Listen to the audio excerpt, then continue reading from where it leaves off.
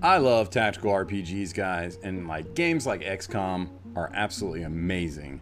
And once again, Star Wars is stepping into the action, but in a new way that we've never seen before with Star Wars Zero Company. Let's talk about it. What's everything we know? What can we expect? And yeah, we're going to cover everything in this video. What's up, Soul? I'm here. Tactical RPGs are my thing. Let's talk some more about it. So yeah, we know that this game is launching August 27th, 2026. That's of course just a few weeks away, guys. And this thing is cross-platform in its launch, as in it's being launched simultaneously on PC, PS5, and Xbox Series.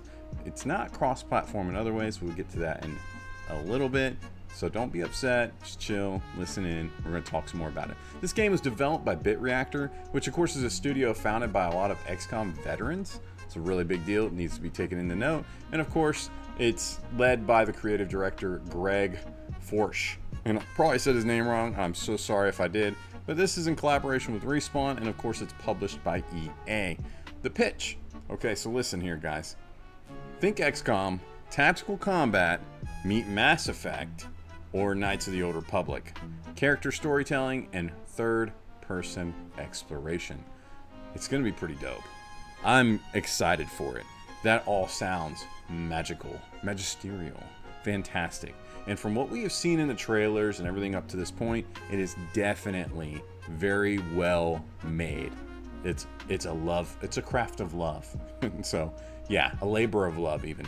But anyways, talking more about that whole setting and story, this game is taking place during the Clone War era, and of course you're going to play as the main character Hawks, a former Republic officer whose appearance, gender, and voice are all fully customizable.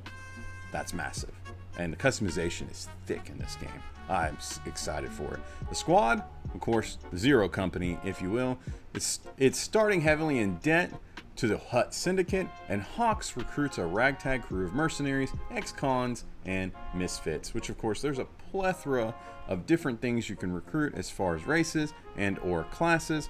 But I'm not going to get too much into that because I'm not sure that I know everything about that just yet. I don't think we do, so we're going to hold off, but there is a ton of different things you can do, and that does of course include little droids, which we'll get to. Anyways, the plot, yeah, hired by a displaced noble, Jay Mordant, the Republic Intelligence Zero Company investigates the Coil, a dangerous emerging cult spreading across the Outer Rim alongside a terrifying galactic plague.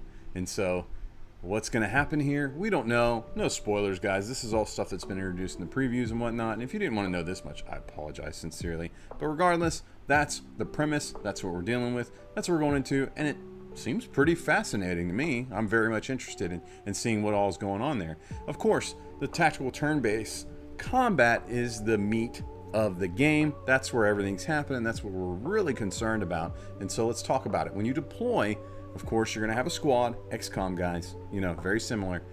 You're going to have 4 operatives under your control. Of course, if you're rescuing allies and other things, certain special parameters that take place in the mission, you'll have additional units.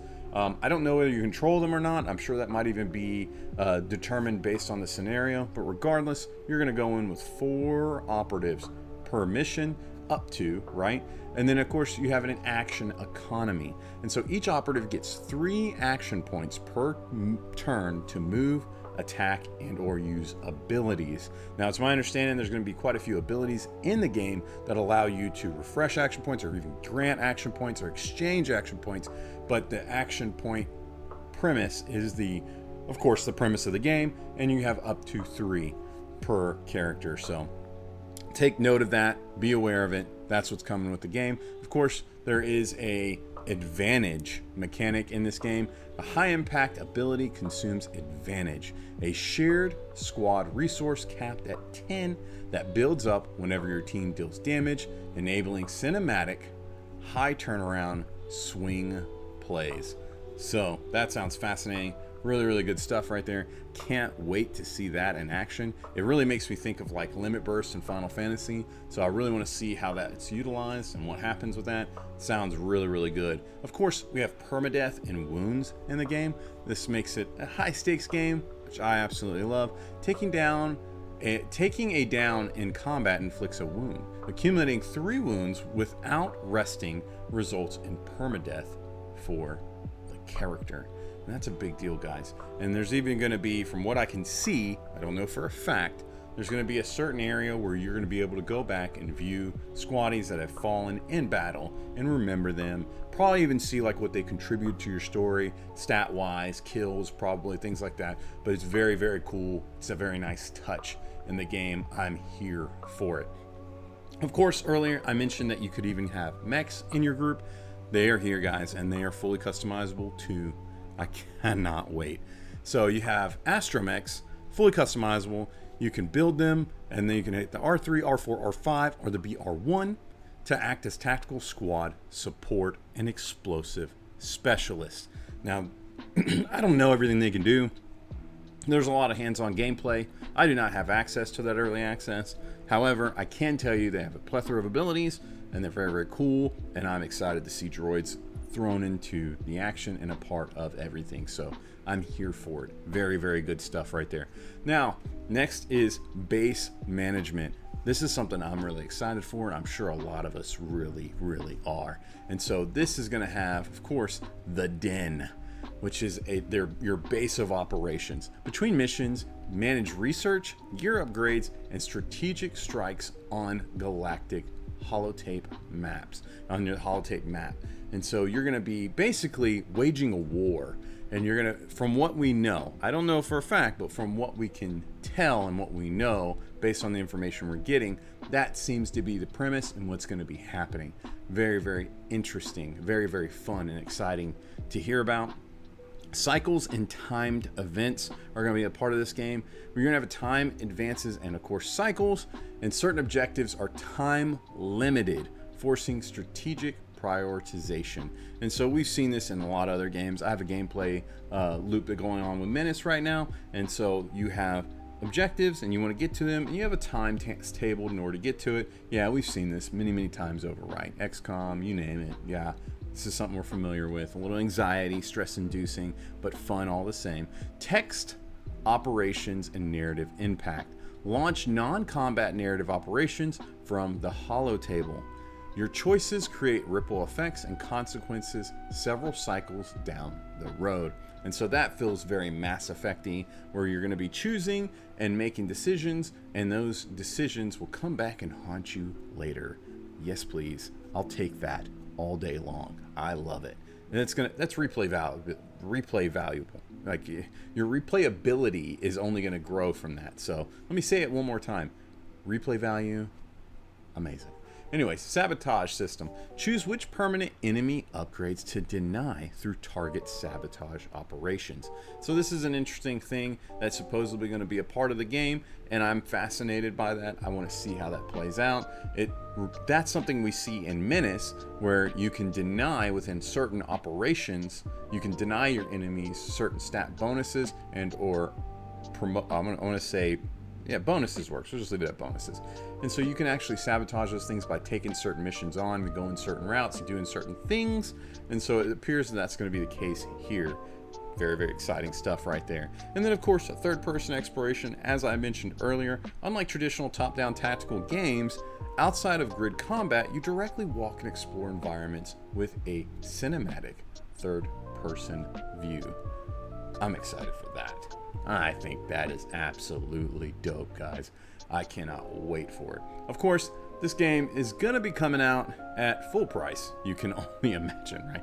PC and console, that price varies a little bit. PC, it's going to be $49.99, whereas console, it's $59.99 for the full game. That's whether it's digital or physical. And then there's a deluxe edition. It comes out at $59.99 on PC and $69.99 on console. This is the base game plus 2 exclusive cosmetic packs and 5 painted weapon themes.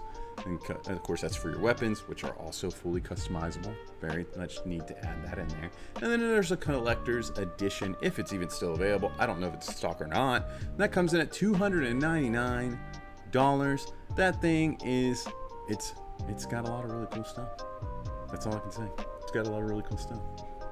Past that, of course, if you pre-order All pre-orders include the Crystalline Astromech Cosmetic Pack.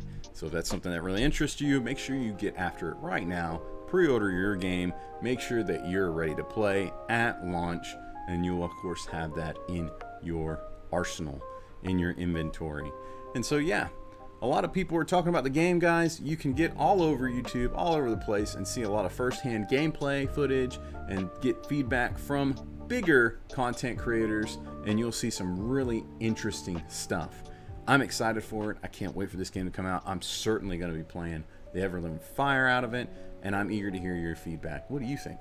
Is there something that you're most excited about? Is there something I should have mentioned in this video? What do you want to see out of this game the mostest? Get at me, guys. Get in the comments. Let's talk about it. If you like what we do here, if you think I'm worthy, drop me a like and subscribe. It's a free and easy way to support the channel and what we do. And past that, huge shout out and thank you to our soldiers. You guys and gals are the ones that keep the content rolling, me going, and everything flowing. And yeah, until next time, guys, may the force be with you. Bye.